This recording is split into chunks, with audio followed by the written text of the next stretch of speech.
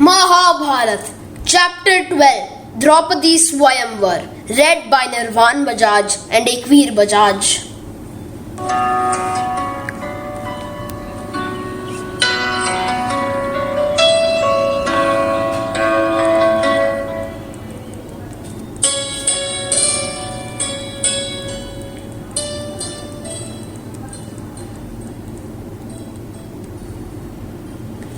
Mahabharata, Chapter 12, Draupadi's Swayamvar.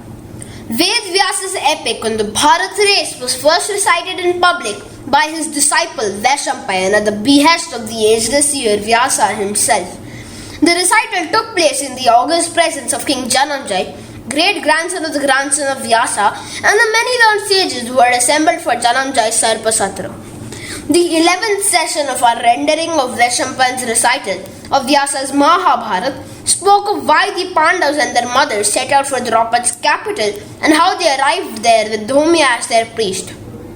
It ended with their living unrecognized in the house of a potter. Vaishampayan then continued.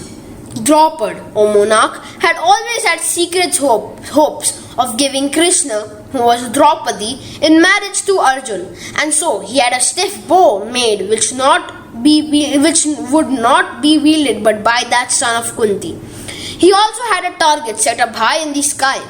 Then he announced the Swayamvar and its conditions. Many kings, hearing of it, came there and were welcomed with due honors by Draupadi. Sages and Brahmanas, keen to witness the spectacle, also came there.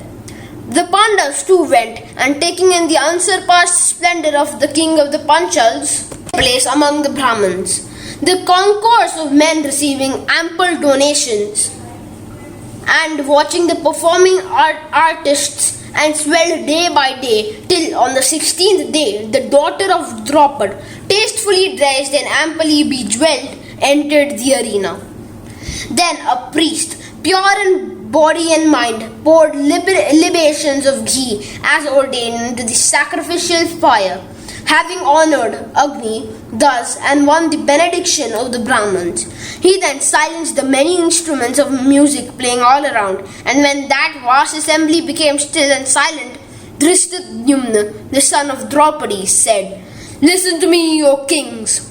My sister, Draupadi, shall become his wife, who, distinguished by birth, looks, and strength, can achieve the feat of hitting that target with 5 arrows shot at once through the gap in the mechanism. Drishtadyumna then addressed his sister thus. Duryodhan, Yuyutsu, and other mighty sons of Dhritarashtra, Karna, Shakuni, Shalya, Balram, Krishna, Jayadratha, Shishupal, and Jarasandha, and many other renowned Kshatriyas have all come here and for your hand. These mighty men are to hit the target, and you shall wed the one who hits the mark. Then those kings, each vain of his own prowess and jealous of the others, all smitten by the darts of Kamadev, entered the arena. And as their eyes only for Draupadi, they did not notice the Pandavas. Krishna, the Yadav, however, noticed the 5 Brahmins distressed by Kamadev's shafts at the sight of Draupadi. He reflected for a while and said to Balram, That is Yudhishthira, that is Bhima and Arjun, and over there the twins. I heard that they escaped the burning house. And as the celestials filled the skies, the many kings, who could not string that stiff bow even in their fancy, strained their might to win Draupadi, but they turned back dispirited, thwarted in their hopes as they were by the stiff bow. And then, beholding their plight, Karna picked up the bow, and strung it with ease, picked up the 5 arrows, and took aim. But Draupadi, who was watching him, said loudly, I will not wed a Suta. Karna shot an angry glance at the sun, and threw the bow down with a furious laugh. Then Shushupal, the king of the Chedis, and the mighty kings Jarasandha and Shalyal, the king of Madra, all tried, O monarch, but failed, and Jarasandha left forthwith for his kingdom. When all the kings and the princes withdrew, Arjun stood up among the Brahmins and strode towards the bow. Beholding this, the elders among the Brahmins, raising a clamor, said, Stop him! if his temerity ends in failure, royal ridicule will be the lot of a Brahman. How can a Brahman stripling, a stranger to arms, handle the bow which the mighty Kshatriyas fail to string? But some others who were related said, this youth has the strength of will, he may succeed. Self-control makes the Brahman mighty, so let us announce our approval. And many said, so be it. Arjun, in the meanwhile, approached the bow, took it up and strung it. Then, taking aim with the 5 arrows, he shot the mark through the gap in the mechanism and brought it falling to the ground. Then, O monarch, sounds from the skies and the earth rent the air. The celestials showered flowers on Arjun. The Brahmins waved their deerskins in joy. The kings and princes uttered cries of woe as the din swelled up. Yudhishthira and the twins left the scene and Draupadi turned her steps towards Arjun. Then the shock of the kings and princes gradually turned into anger, and they said, it is ordained that the Swayamvar is for Kshatriyas. Brahmins are not eligible at all. Yet, slighting us Draupadi would give away the gem of a woman to a Brahmin? We must ensure that no such humiliating Swayamvar will be held henceforth. But Karna intervened. We cannot slay a Brahman, so let us slay this treacherous king and his sons and cast his daughter into the fire before we return to our kingdom. As those mighty warriors took up their weapons and rushed at Draupadi, O monarch, Arjun stood ready with his bow, and the rugged Bhima, uprooting a big tree, stood beside him like a mace-wielding Yama. And the Brahmins, brandishing their sacred vessels, said, be not afraid, we shall fight the kings. Arjun smiled and said to them, you be here as spectators. My sharp arrows shall contain the vicious kings as do mantras the snakes.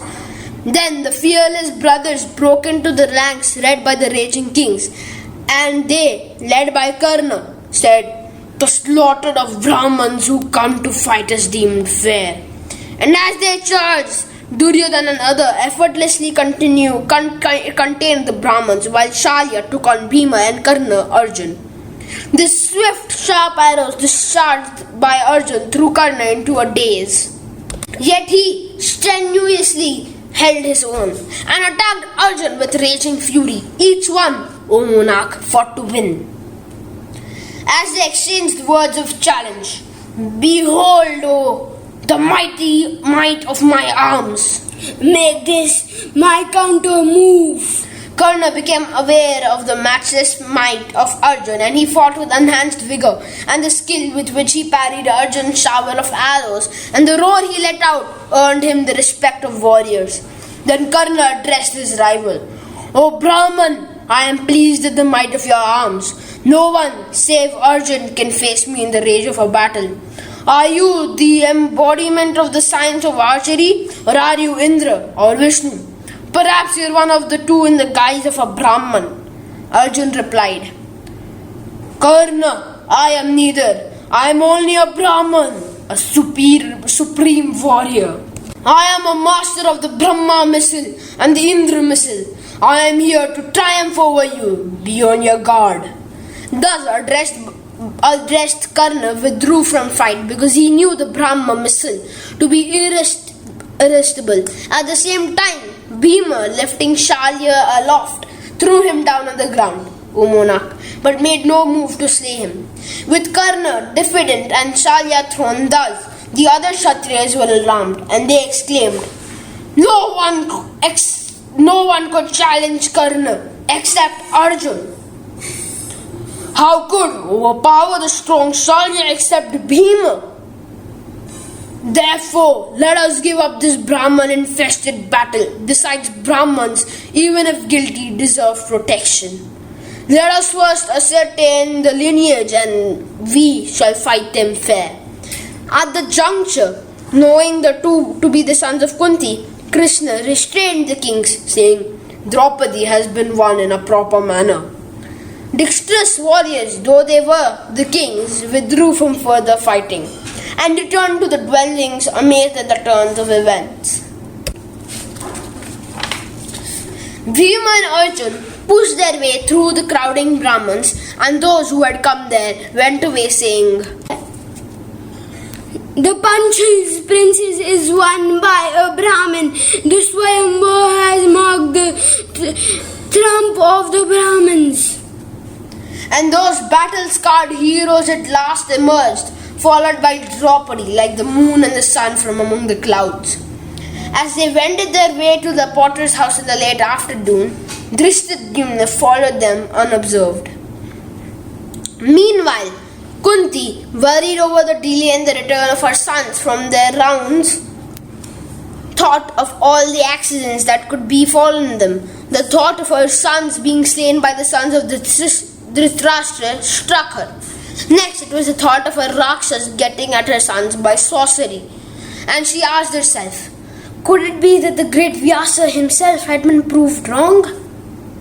At this juncture, the sons entered and announced that they had returned with arms. Kunti, who was inside and could not see them, advised, "Enjoy it, all of you together." And then, when she saw Draupadi, she exclaimed, "Oh, what have I said?" Fearful of transgressing propriety, Kunti addressed Yudhishthira, said, "Your brothers announced Draupadi as the arms, and heedlessly I said, enjoy it, all of you together. Tell me how my words can be kept true even as Draupadi is saved from the dilemma and damnation." Thus, addressed by this his mother, Yudhishthira reflected for a while and then said to Arjun, "Draupadi was won by you, therefore light the fire, take her hand and wed her rightfully." Arjun replied, "What you say does not conform to our code of conduct. You, the eldest, must wed first, then Bhima, then I, then Nakul, and last of all, Sahadev. Consider all this and do what would be righteous, well spoken, and beneficial to King Draupad. We are here to do your bidding." Hearing the words of Arjun, so full of respect and affection, and also beholding the eyes of his younger brothers implanted in the reprobating glances of Draupadi, Yudhishthira knew what troubled their minds. Then, remembering my Guru Vyasa's words and fearful of a split among the brothers, he said, "The gracious Draupadi shall be the wife of all of us." Joyfully ruminated over the words of the elder brother, Krishna and Balram came there. Then Krishna, followed by Balram, approached Yudhishthira and bent down and touched his feet, saying, "I am Krishna." Then those two Yadav heroes touched the feet of Kunti, their father's sister. After the Pandavas had exchanged pleasantries with Krishna, Yudhishthira asked him, "How did you trace us here? We have been living in secrecy." Krishna replied with a smile, "Fire though shrouded will still show who among men but the Pandavas could show such might. It is fortunate that the sons of Dhritarashtra and their counselors failed in their purpose. Fare you well, and lest any of you kings should recognize you if they see us here, we shall return to our camp." Then, taking leave of Yudhishthira, Krishna and Balram hastily withdrew from the scene, and Bhima and Arjun and the twins went out as usual collecting arms, and returning at dusk gave all that they had collected to Yudhishthira. Kunti asked Draupadi to set aside a portion as offerings to the gods to be given away, and to divide the rest into 2 halves. Then she said, "Give 1 half to Bhima because he always consumes more. Divide the other into 6 shares, 4 for each of the brothers, 1 for me and 1 for you." Draupadi obeyed the instructions of Kunti and all ate the food. Then Sahadev made a bed of kusha grass, and the valiant ones, spreading their deerskins on it, laid themselves down to sleep, with Kunti at their heads and Draupadi at their feet. Then these brave men started talking among themselves, and they, in their martial authority, talked of swords, maces, battle axes, elephants, chariots, and celestial missiles. The son of the Panchal king overheard all that they had said and hastened to report it to Draupad. Draupad asked Dhritarashtra, "Where is Krishna? Who has led her away? Give me the details of the one who has obtained my daughter." And Drishtadyumna recounted all that he had witnessed. Then he said, "The talk of those valiant ones undoubtedly proved them to be Kshatriyas of a high order. Our hopes seem fulfilled. Had we not heard of the escape of the Pandavas from the burning house?" Draupadi exclaimed, "Are the sons of Pandu alive? Was it Arjun who lifted the bow and brought down the target?" Drishtadyumna replied, "All that has been seen and heard make them out to be the Pandavas wandering in disguise." Then, keen on testing the identity of the valiant ones, Draupadi kept ready a large collection of fruits, garlands, carpets and seeds, ropes and farming implements, and diverse martial equipments and chariots and steeds. And a messenger came to Yudhishthira in haste and said, "The Panchal king has prepared a feast for the bridegroom and his kinsfolk. These royal chariots will take you to the king's residence, where the wedding will be performed." The Pandavas and Kunti and Draupadi proceeded to Draupadi's palace in these magnificent chariots. Beholding, O monarch, those heroes striding in their horses clad in deerskin, the king and his sons and their retinue became exceedingly glad. Then those violent ones went up to their seats and occupied them without diffidence or surprise, while Kunti and Draupadi went into the inner apartments. And well-dressed attendants and servants brought excellent food in plates of gold and silver, which the heroes enjoyed to the full and felt pleased. Then the Pandavas went to the spot where the martial equipment was displayed. Paying little heed to the rest of the articles, Draupadi, his son and the councillors observed all this and decided that they were the Pandavas. Then Draupadi said to Yudhishthira, "Are we here to take you for Brahmins or Kshatriyas or Celestials come down seeking the hand of Draupadi? In keeping with your reply, I shall make the request preparations for my daughter's weddings." Yudhishthira replied, "We are Kshatriyas and the son of Pandu. I am the eldest of Kunti's son, and those are Bhim and Arjun who won your daughter. These are Nakul and Sahadev. Kunti is in with Krishna. I have told you the truth. You are an elder to us and our refuge." Overcome by the utmost joy, Draupadi could hardly speak, and in controlling his emotions, he asked the Pandavas how they escaped from Varanavat. When he heard all the details, he censured Dhritarashtra and assured Yudhishthira that this kingdom would be restored to him. Then he said to Yudhishthira, "Let Arjun wed my daughter according to the rites on this auspicious day." Yudhishthira replied, "O king, I shall also have to wed." Draupadi said, "Then take the hand of my daughter yourself according to rites, or give her in marriage to the brother you choose." Yudhishthira replied, "Your daughter, O king, shall be the wife to us all. This is already commanded by my mother, and it is a rule with us that we share equally what we obtain." Draupadi said, "Many husbands to one woman has never been heard of. You know the ways of virtue. How can you divide thus and go against the canons of virtue and practice?" Yudhishthira replied, "Virtue is complex. I utter no lie, nor do I think evil. This is what my mother has ordered, and I approve of it." Just then, my Guru Vyasa arrived there and, accepting the respectful salutations of all, sat down. Then Draupadi asked him, "O great sage, how can one woman be the virtuous wife of many men without being defiled?" He replied, "This practice has become obsolete, but the virtuous Draupadi has been ordained by Shiva to become the wife of 5 husbands. Now do as you wish." Then Draupadi said, "When it is the will of Shiva, be it right or wrong, no blame will come to me. As destined, let these heroes wed Krishna according to the rites." Then my Guru said to Yudhishthira, "O son of Pandu, on this auspicious day, you take the hand of Krishna first." When Vyasa said so, Draupadi made preparations for the wedding and invited his relatives, his councillors, the Brahmins and the citizens. Then Dhomya lit and sanctified the sacred fire with libations and mantras, and Yudhishthira and Draupadi circumambulated the fire. When the wedding of Yudhishthira and Draupadi was performed, Dhomya left the place and returned the next day to perform the wedding of the second Pandava. In this manner, the 5 Pandavas took the hand of Draupadi on succeeding days. First Bhima, then Arjun, then Nakul, and last of all Sahadev. Then Draupadi, with fire as witness, presented to each of those princes 100 chariots, 400 steeds, 100 elephants, 100 maids in robes and ornaments with gold.